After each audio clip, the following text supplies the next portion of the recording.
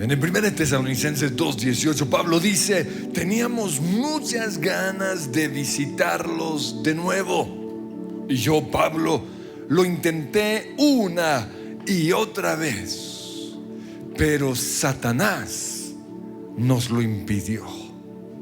Cuando yo leo esto me pregunto, ¿acaso el diablo puede impedir que el plan de Dios para nosotros se realice? Pues siempre que yo encuentro obstáculos en mi vida, medito en lo que le sucedió a la nación de Israel cuando estaban a punto de entrar a la tierra prometida. Ya llevaban casi 40 años dando vueltas en el desierto y no faltaba sino un último trayecto. Tenían que dirigirse de Cades hacia el norte y luego girar hacia el occidente. Pero para esto tenían que pasar por la tierra de los edomitas y los moabitas. Por eso dice Juan 11:16: cuando los israelitas llegaron a Cades, enviaron mensajeros al rey de Edom para pedirle que les permitiera pasar por su tierra. Pero su petición fue denegada. Entonces le pidieron lo mismo al rey de Moab, pero él tampoco los dejó pasar por su tierra. Finalmente se fueron rodeando por el desierto los territorios de Edom y Moab. Viajaron a lo largo de la frontera oriental de Moab.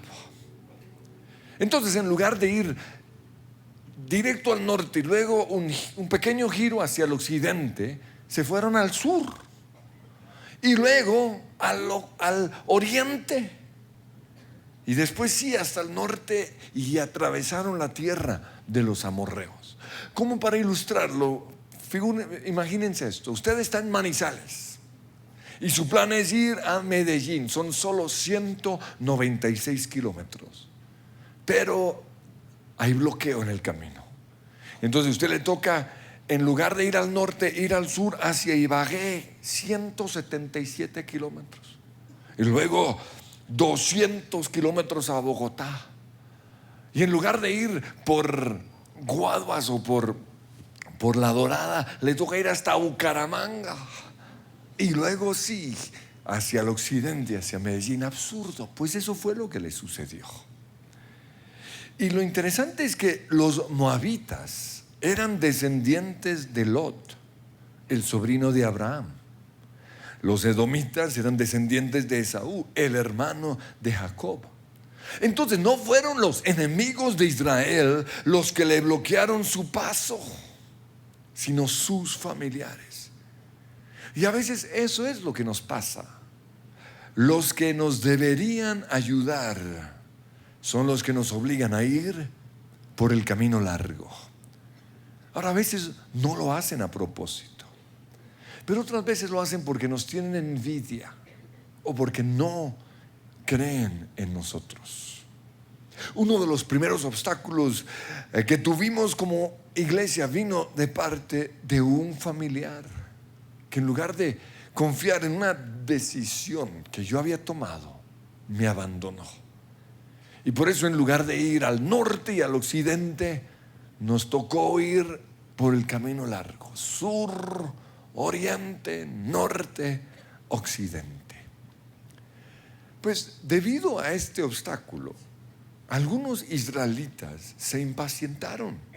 Dice en Números 21:4: el pueblo de Israel salió del monte Hor y tomó el camino hacia el Mar Rojo, hacia el sur, para bordear la tierra de Edom. Pero el pueblo se impacientó con tan larga jornada y comenzó a hablar contra Dios y Moisés. ¿Por qué no nos sacaron de Egipto para morir aquí en el desierto? Les recuerdo que ya habían pasado casi 40 años y seguían con la misma queja.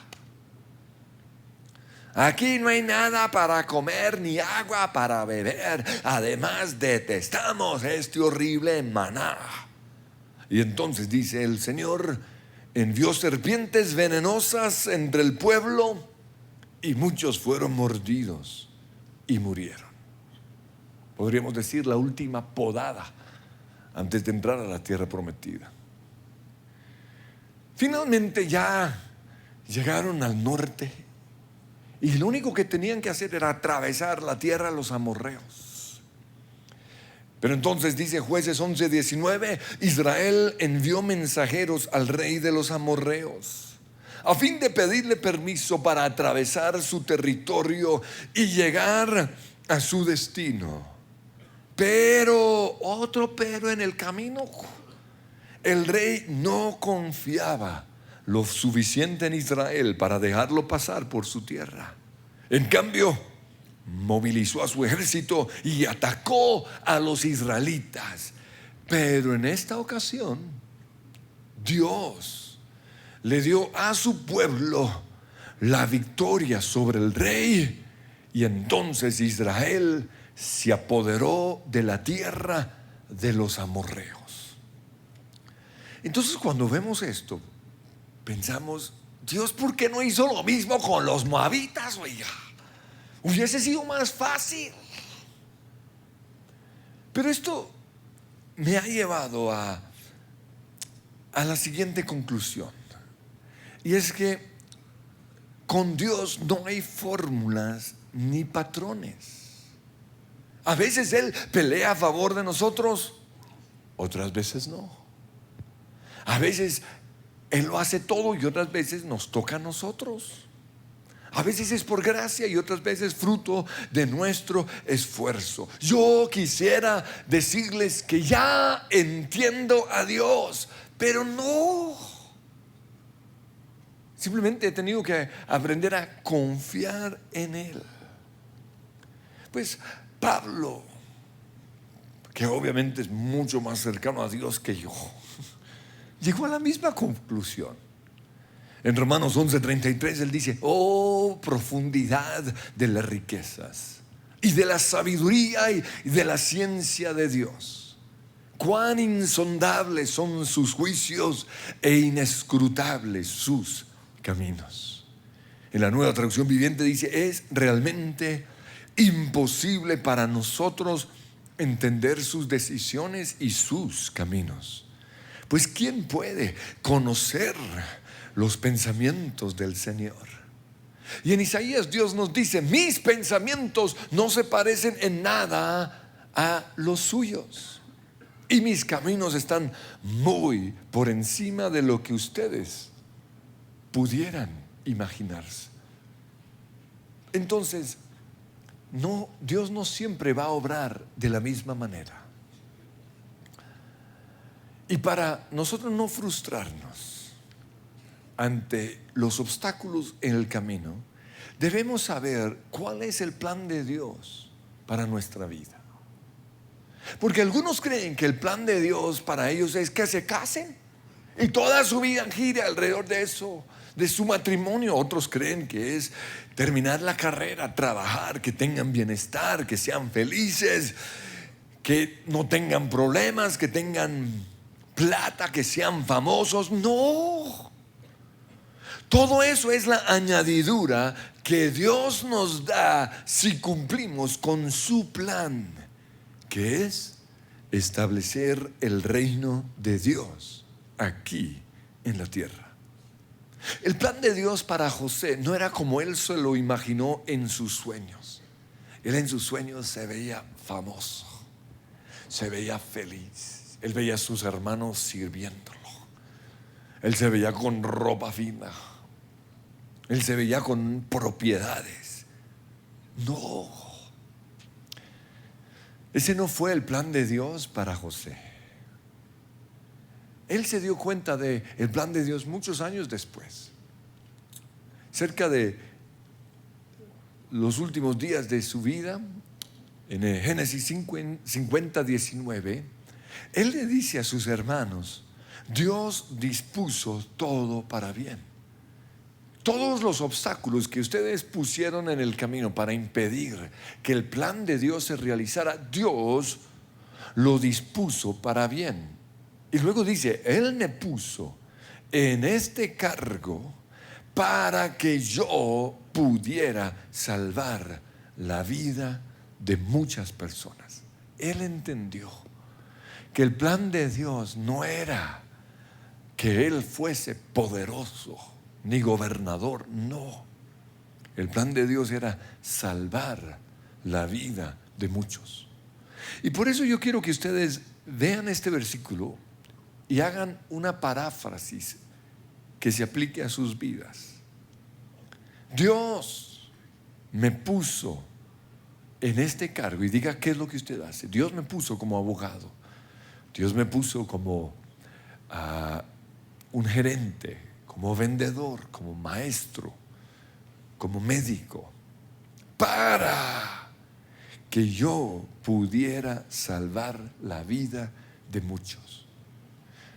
Eso que nosotros hacemos es solo la plataforma desde donde Dios quiere realizar su plan, pero no es necesariamente su plan para nuestra vida. En el caso de José, su sueño no se dio de una. No, él hubiera querido que después del sueño que tuvo, a los 6 meses ya estuviese gobernando, pero eso no fue lo que pasó. Después del sueño que él tuvo, los hermanos lo vendieron como esclavo. Entonces, en lugar de ir directo al norte, se fue para el sur, esclavo. Luego lo vendieron y lo compró por allá un tal Potifar. Y aunque la Biblia dice que llegó a ser el administrador de Potifar, al comienzo era el que limpiaba los baños.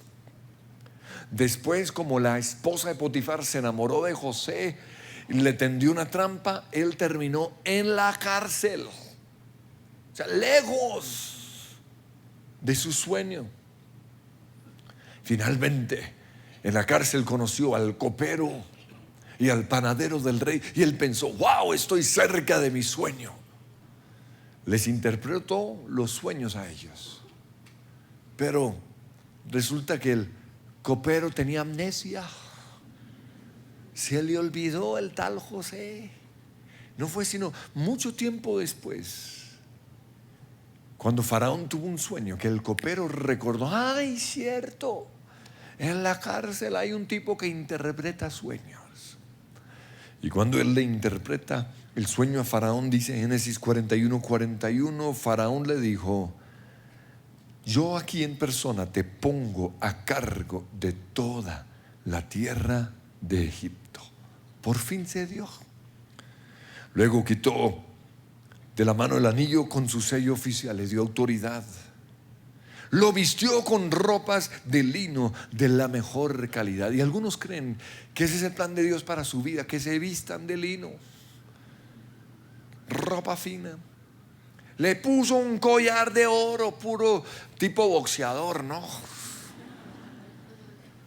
Después hizo que José subiera al carro de guerra, le dio hasta carro. Así que el faraón puso a José a cargo de todo Egipto. Una de las misiones que Dios tenía para Pablo era ir a Roma. El llamado de Dios para Pablo era predicarle a todos los gentiles, a los que en ese entonces no eran judíos. Y obviamente uno de los objetivos era ir a la capital del imperio romano, que era Roma. Pero las cosas no se dieron como él quiso. En Romanos 1:13, él escribe a la iglesia en Roma lo siguiente: quiero que sepan, amados hermanos, que me propuse muchas veces ir a visitarlos, pero hasta el momento me vi impedido. ¿Cómo así que está impedido? ¿Por qué Dios no permite que sus planes se realicen? Finalmente Pablo logró llegar a Roma, pero no fue ni en el tiempo que él quería, ni como él quería. Él se imaginaba yendo a Roma en un yate lujoso, pero terminó yendo a Roma en un barco lleno de prisioneros. Recuerden, lo llevaron a él como prisionero. Pero en su camino hacia Roma le cuenta al rey Agripa lo siguiente. Esto está en Hechos capítulo 26, 19. Por lo tanto, rey Agripa, obedecí esa visión del cielo. Primero les prediqué a los de Damasco, luego en Jerusalén y por toda Judea y también a los gentiles. Unos judíos me arrestaron en el templo por predicar, pero Dios me ha protegido para que yo pueda dar testimonio a todos. Entonces, y esto lo digo a aquellos que tienen proyectado ciertos viajes. El plan es ir a vivir a Canadá para darle un mejor futuro a sus hijos, para tener seguridad. Y también le hablo a los que me están oyendo allá, cómodos en su sala allá en Estados Unidos o en Canadá. Dios no los llevó allá a hacer plata.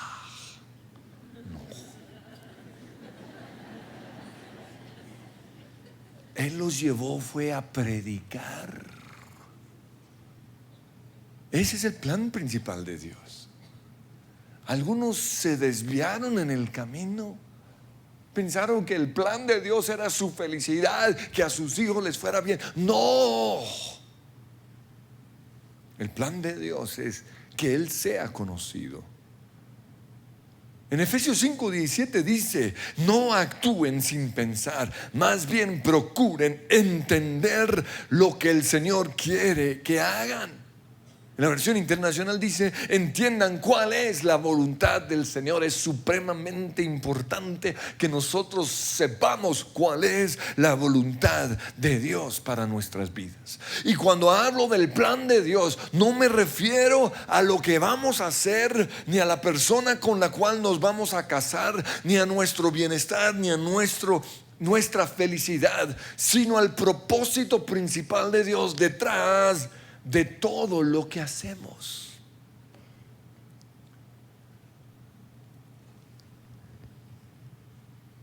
Usted es médico o abogado o ingeniero, deportista, pero eso es solo la plataforma que Dios le ha dado para predicar o para que la gente conozca a Dios. Tenemos que saber cuál es el propósito de Dios detrás de todo. Porque a algunos Dios los hace famosos, les da éxito, les da los deseos de su corazón para que Él sea conocido. En su oración al Padre, Jesús le dijo en Juan 17:3: y esta es la vida eterna, que te conozcan a ti, el único Dios verdadero, y a Jesucristo, a quien tú has enviado. El propósito principal detrás de todo lo que nosotros hacemos es que las personas conozcan a Dios. Y esa es la misión de nuestra iglesia: atraer a las personas a Cristo, que conozcan a Dios. Y cuando ya lo conocen, queremos que sean parte de la iglesia, que estén plantados. Luego queremos formar en ellos el carácter de Cristo para que su vida refleje a Dios. Luego equiparlos para servir y adorar a Dios, para que así otros puedan conocer a Dios.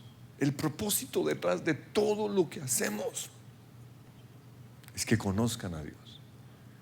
En el Salmo 33:10 dice: el Señor frustra los planes de las naciones y hace fracasar todas sus intrigas. Aquí está hablando de los planes de las naciones que quieren impedir el avance de la iglesia.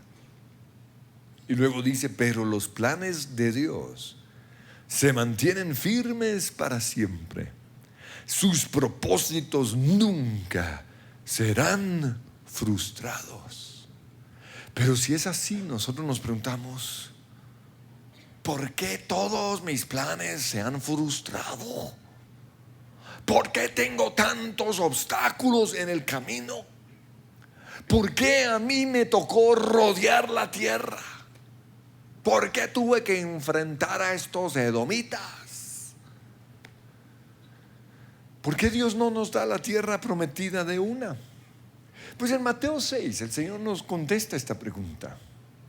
Allí Él nos dice que el problema nuestro es que hemos confundido los planes de Dios con nuestros deseos personales. Él allí dice, la gente del mundo busca su comodidad, su felicidad, su realización personal. Busca tener un matrimonio feliz, casas, propiedades, finca, descanso. Eso es lo que buscan los del mundo. Pero en el caso de ustedes eso no va a ser así. Y encontramos el famoso Mateo 6:33. Ustedes deben buscar primero el reino de Dios y su justicia. Y entonces todo lo otro, eso que ustedes quieren, les será añadido. Pues yo creía que poseer la tierra alrededor de la iglesia y construir un auditorio para 20,000 personas, ese era el plan principal de Dios para nosotros. Pero no, eso sería muy chévere. Eso haría que nuestra vida fuese más fácil. Que en lugar de 8 reuniones solo tendríamos 3. Yo tendría más tiempo para mí, para ver el partido de Colombia tranquilo, y más tiempo para mi familia. Pero aunque las circunstancias o quizás el enemigo nos haya impedido tomar la tierra, eso no significa que el plan principal de Dios se ha frustrado. Poseer la tierra que nosotros deseamos, que va a ser más fácil nuestra vida, es solo la añadidura. Porque el propósito principal de Dios es establecer su reino en la tierra. Que nos haya tomado tanto tiempo conquistar la tierra, simplemente así nos ha obligado a ir por el camino largo, pero no ha impedido el plan de Dios. Dios ha usado esto para mostrarme a mí que hay otras formas para que su reino sea establecido. Uno fue pasar de una reunión a 3, luego a 5, a 7, a 8. El reino de Dios se sigue estableciendo. Se reunimos más de 30, pero en lugar de hacerlo en una sola reunión nos tocan 8. Y yo estoy dispuesto, si es el caso, por amor a Dios, a hacer 10. Otra cosa que Dios nos mostró es tener multisites, la misma iglesia en lugares estratégicos en Bogotá, y estamos trabajando hacia eso. Y otra cosa es tener iglesias en otras ciudades del mundo. Entonces, el obstáculo,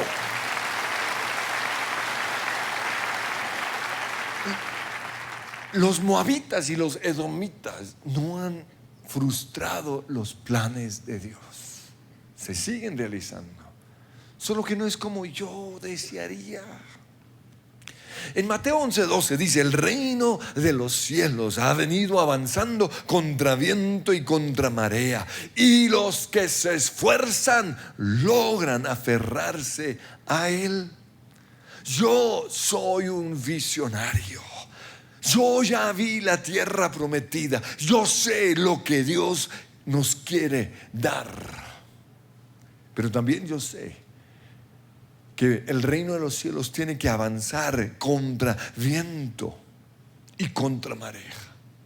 Por eso yo no voy a permitir que nadie se ponga en mi camino. Y si usted no quiere que lo atropelle, quítese del camino. No sea tan moabita, oiga.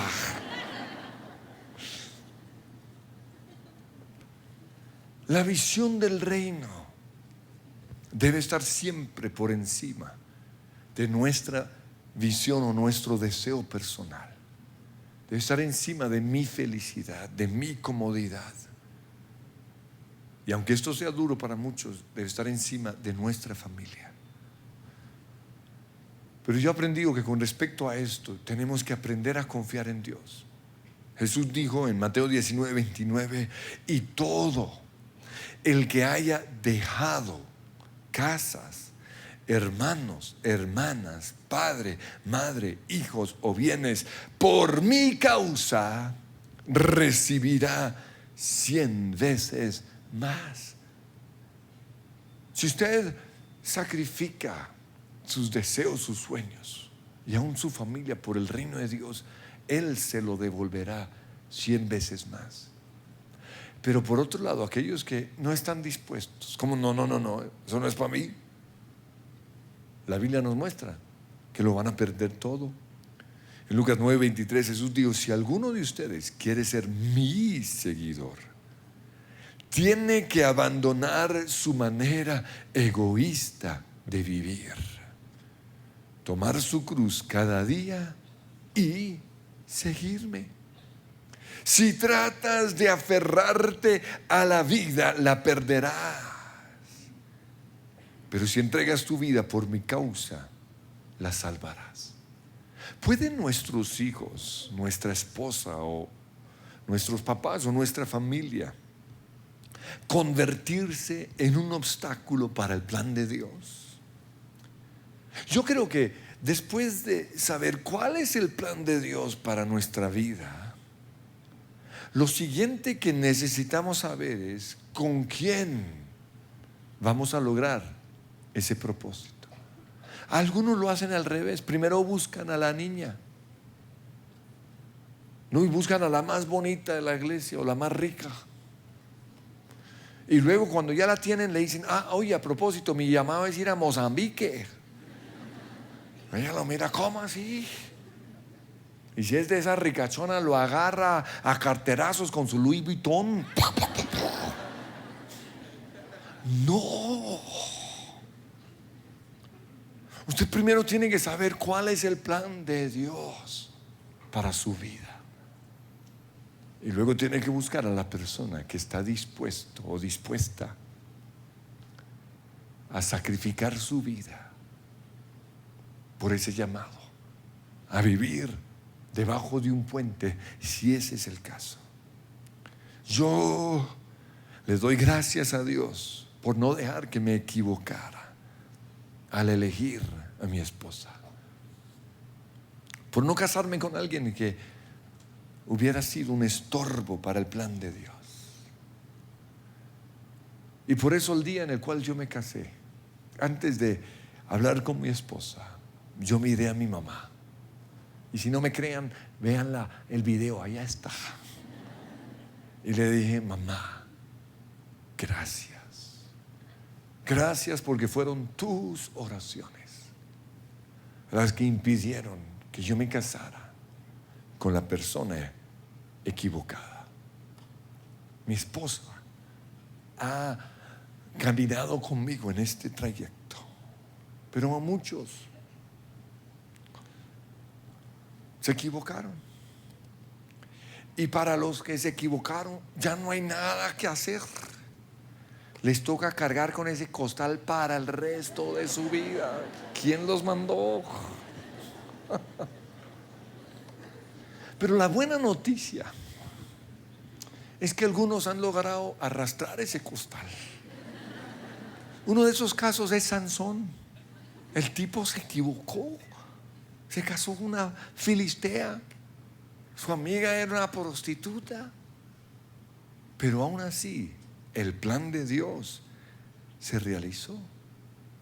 En la historia de la iglesia cristiana encontramos muchos casos de personas que se casaron con la persona equivocada, pero aún así el plan de Dios para su vida se realizó. Uno de esos fue John Wesley, el fundador de la iglesia metodista, una de las iglesias más poderosas a nivel mundial. Él se casó con una ricachona que no estuvo dispuesta a pagar el precio de tener un hombre con llamado, como esposo a un hombre con llamado. Y por eso fue un obstáculo permanente para él. Fue una mujer celosa. Fue una mujer que inventó una cantidad de historias acerca de Juan Wesley. Pero en este momento hay un caso actual, contemporáneo, que a mí me llama la atención. Y es la de Charles Stanley, el pastor de la Iglesia Bautista de Atlanta, uno de los hombres más reconocidos en Estados Unidos, autor de más de 40 libros y papá de Andy Stanley, el pastor de North Point Church, una de las iglesias más grandes y más influyentes en todo Estados Unidos. Charles Stanley, el papá de Andy, no permitió que la decisión de su esposa de separarse de él hace 22 años se convirtiera en un obstáculo para el plan que Dios tenía para su vida. Sin embargo, la decisión de su esposa lo afectó, le dolió, pero también lo afectó ministerialmente y afectó su relación con sus hijos. Yo personalmente no creo que él se hubiese equivocado. Yo creo que él se casó con la voluntad de Dios, porque si no, no existiría su hijo. Pero su esposa no estuvo dispuesta a pagar el precio. Charles salió adelante en primer lugar porque no se rindió. A pesar de su situación, él siguió confiando en Dios y en su palabra. Charles no se volvió a casar, porque muchos dirían: no, pues casémonos, ya esta bruja me dejó, busquémonos otra. Él no, porque él sabía que no podía hacerlo.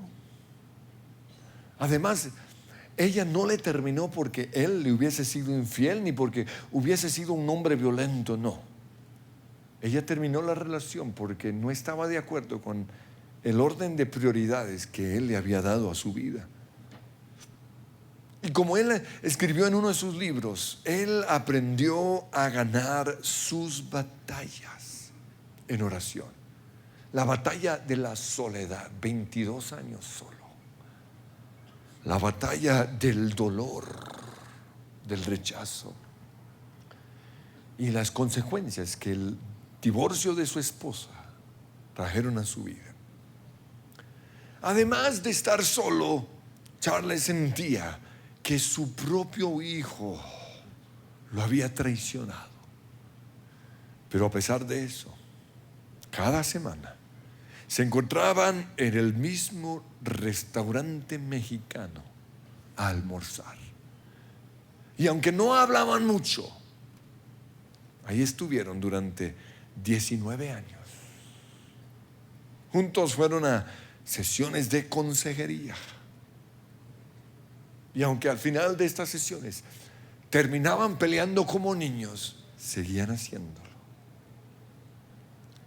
Finalmente, después de 19 años, se restituyó la relación entre papá e hijo, cuando Charles invitó a su hijo a predicar en su iglesia.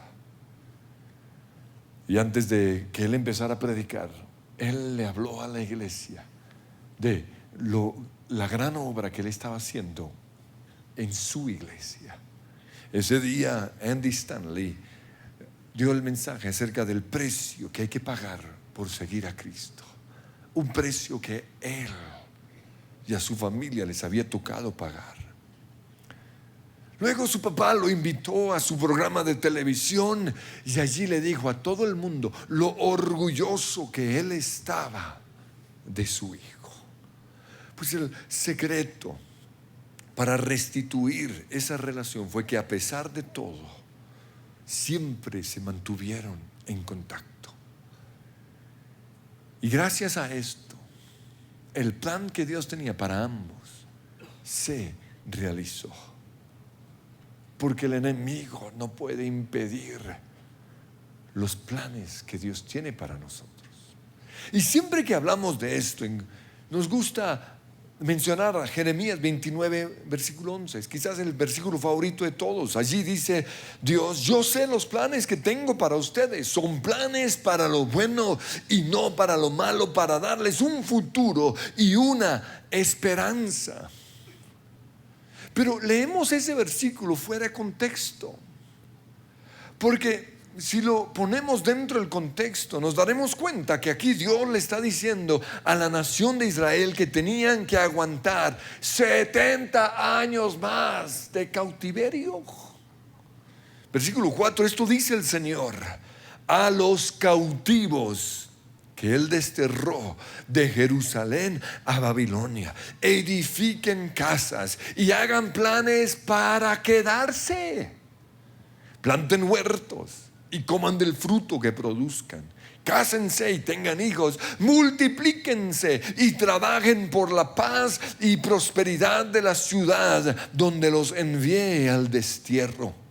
Pidan al Señor por la ciudad, porque del bienestar de la ciudad dependerá el bienestar de ustedes. Esto dice el Señor, versículo 10. Ustedes permanecerán en Babilonia durante 70 años, pero luego vendré y entonces cumpliré todas las cosas buenas que les prometí y los llevaré de regreso a casa. Dios va a cumplir lo que Él prometió, pero a veces nos toca esperar 70 años. Y ahí sí encontramos el famoso versículo: pues yo sé los planes que tengo para ustedes. Son planes para lo bueno y no para lo malo, para darles un futuro y una esperanza. La buena noticia es que aunque tengamos nosotros que ir por el camino largo, como dice el Salmo 33, 11, los planes del Señor se mantienen firmes para siempre. Sus propósitos nunca serán frustrados. Por eso quiero que nos pongamos de pie. Y yo quiero que ahí, con sus ojos cerrados, usted mire hacia la tierra prometida. Y sería tan rico entrar de una. Sería tan rico que Dios derrotara a los moabitas y los edomitas, pero no siempre es así. Cuando creemos que el camino es ir al norte, Dios nos lleva al sur. En lugar de acercarnos, parece que cada día nos alejamos más. Pero la buena noticia es que los planes de Dios se cumplirán, que el enemigo no podrá impedir lo que Dios ha querido para nosotros. Lo que pasa es que los deseos de Dios a veces son diferentes a los nuestros, y a veces tenemos que morir a nuestra felicidad. No se trata de casarnos ni de ser felices, ni de que nos vaya bien, ni de ser famosos. No, se trata de establecer su reino aquí en la tierra. Y el precio por seguir a Dios es muy grande. Los misioneros pagaron ese precio, pero hoy ya casi no se oye acerca de cargar la cruz. Hoy todos esperan que sea por el camino fácil. Pero Jesús dice: si alguno quiere ser mi discípulo, niéguese a sí mismo, deje de ser tan egoísta y tome la cruz y sígame.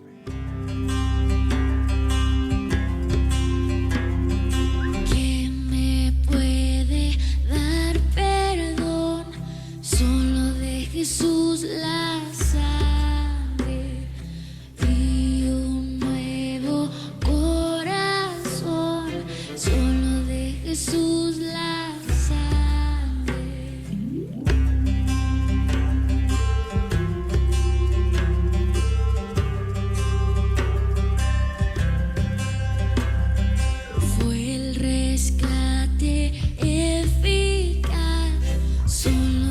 Jesús la sangre